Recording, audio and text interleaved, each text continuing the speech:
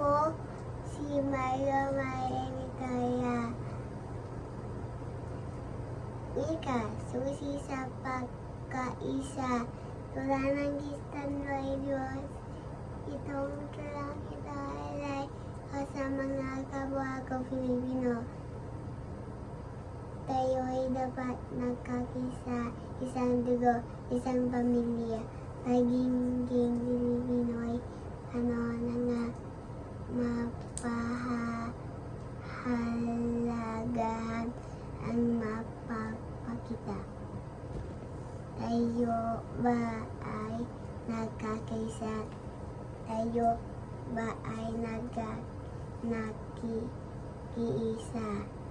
Wikang katutubo na buklod, ating sama-samang itaguyod, sapagkat kapag ito ay ating ginagamit, yaman ang kaligayahan ang ating makakamit.